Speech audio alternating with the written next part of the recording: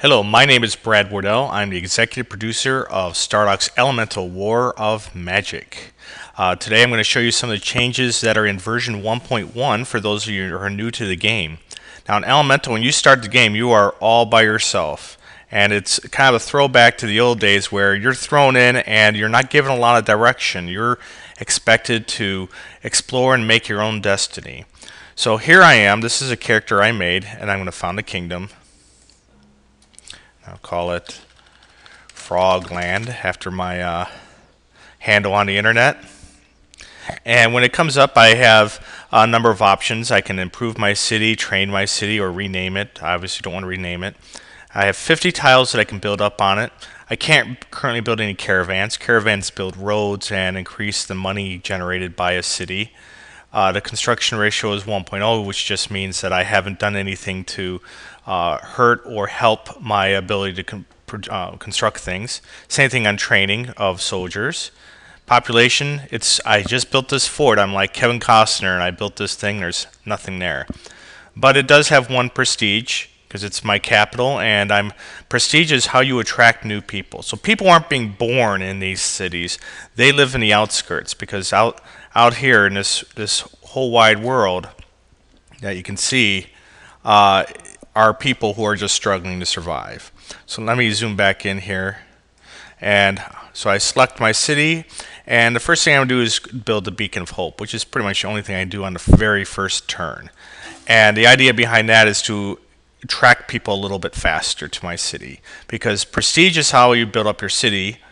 Food determines lets you build housing for people, which determines the maximum population of your city.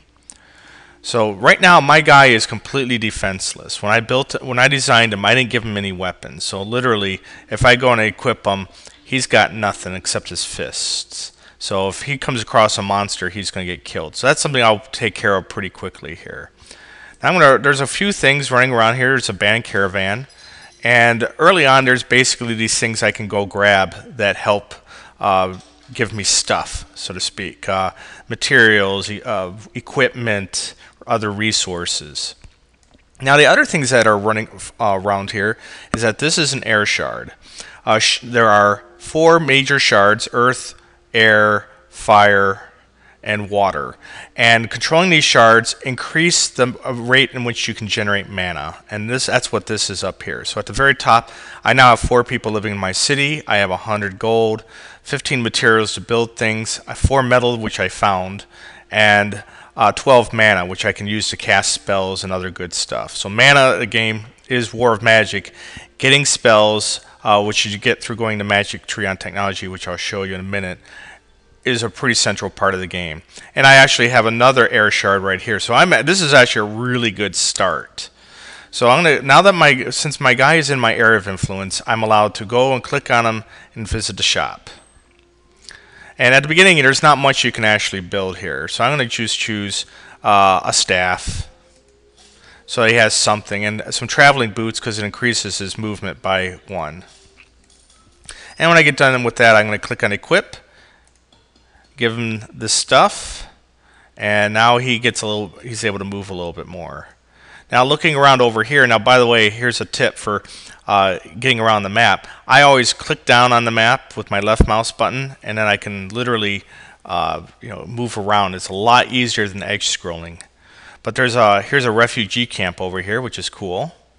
And let's see if I can now train someone. I can't construct anything.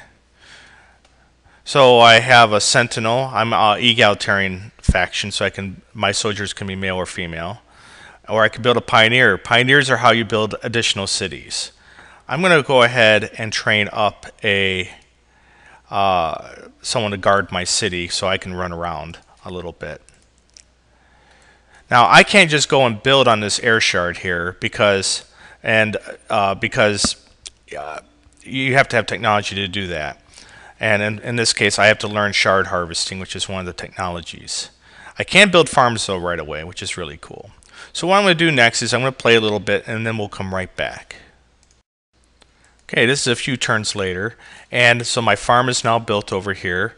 And now I'm starting to see other characters running around. My prestige of my capital here starts to attract other players from around the world. So, for example, here's this guy. Now I can't recruit him. He wants 70 gold to recruit him. I can't afford it. Now I could kill him and take his money, but then it will make it more expensive for me to recruit additional NPCs in the future. But these guys, some of them they're all champions, but there are different types of champions. Like this guy is a merchant, so he just produces 1 gold per turn, which I could really use right now. Now going back to my city here, I'm going to try to build up. I'm going to build a hut. I need that to huts consume food. Because that's where your population lives. So by doing that, I can get more people. Because in order to build things in my city, I need people. I need people to run them. I can't just build a merchant, for example, and it just works. You have to have people that operate it. So while that's going there, I'm just going to continue exploring. I haven't run into any monsters yet. So as I go up, and I'm going to fast forward here, hang on. So here I am, I have a couple more turns ahead here, and my city has grown a little bit more. So if I zoom in, I can really see my little people doing their thing, which is kind of cool. If you hold down the middle mouse button, you can actually rotate the map so you can actually see your people doing their thing. So I'm going to go ahead, and now that I have a little bit more population, I can build some interesting things like a merchant, which increases the amount of money I get from my cities. Another hut to increase my population even further. Workshops produce materials, but I've found plenty of materials so far. I'm doing okay there. Arcane labs, I want those because that allows me to start researching spells. A study would be very handy because that's where I can get technology. So I'm going to go ahead and start building that, and I'm going to queue up an arcane laboratory too. So they're starting to be built, and it'll take a little bit of time for them to do that.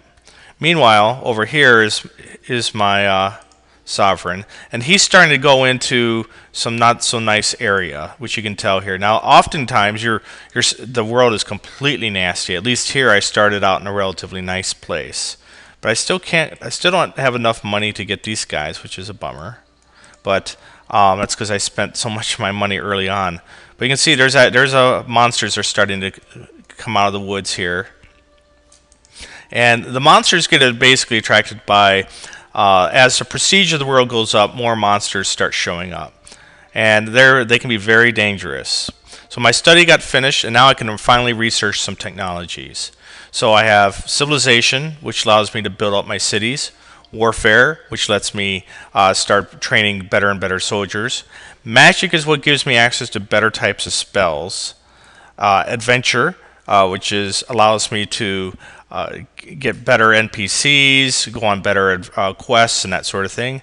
And diplomacy, which allows me to trade with other players and interact with other players, which so far I haven't actually run into any. So I'm going to I think I'm going to go up the warfare one at first here, because I see some monsters running around here. Now if I zoom out, I get a cloth map, which is kind of handy. And I can see over here that my zone of control has grown enough to where a refugee camp is now in my area, which is really nice because it'll automatically boost my population, which will allow my city to level up, which is what I'm going to do. But one of the nice things too is that if you have a slower machine, you can play on this kind of setup.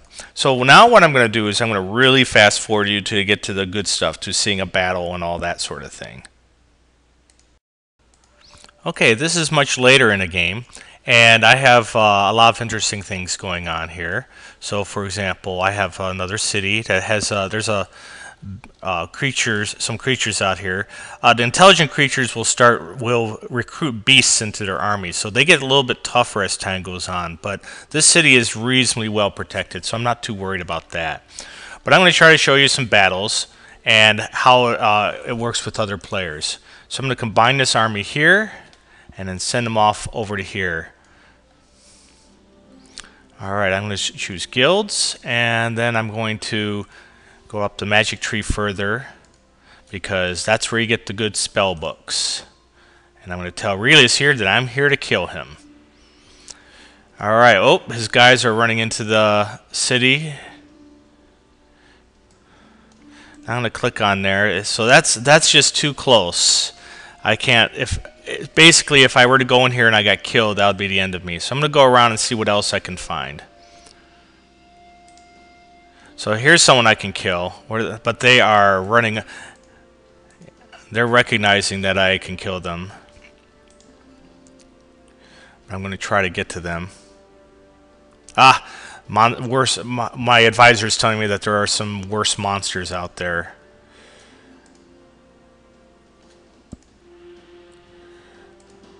So, yeah, the AI is on the move, but I'm going to try to take out this guy. And now I'm going to go to the battle. This should not be hard, I hope. Let's see what spells I have. So this is my side here. And I have no tactical spells. Bad. That was bad of me. That's because for a demo I'm kind of rushing it a little bit.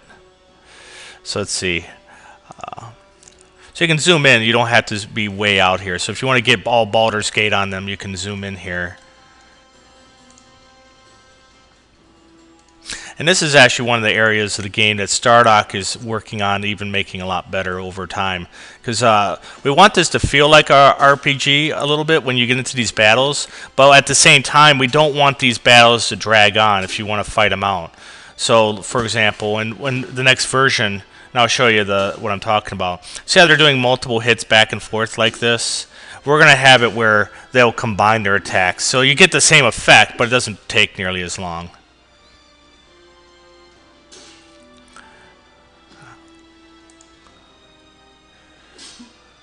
Alright. My guy's pretty tough. Oh, that's not good.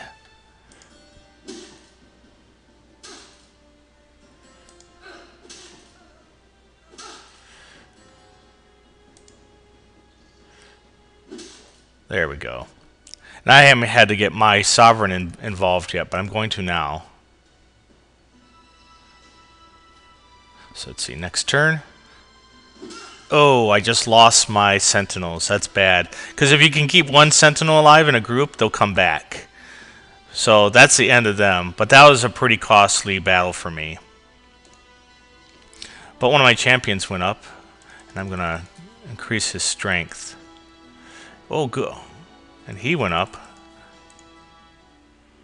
So let's get the Book of Fire. Because the fire books do all the good damaging spells.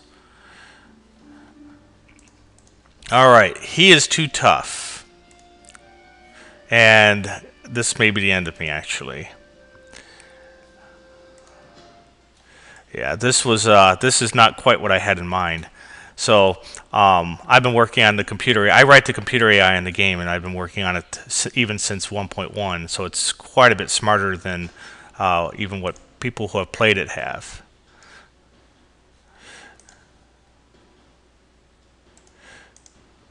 Alright, hang on here. I'm going to have to pause it. Okay, it's down to just me, so this is not going so well.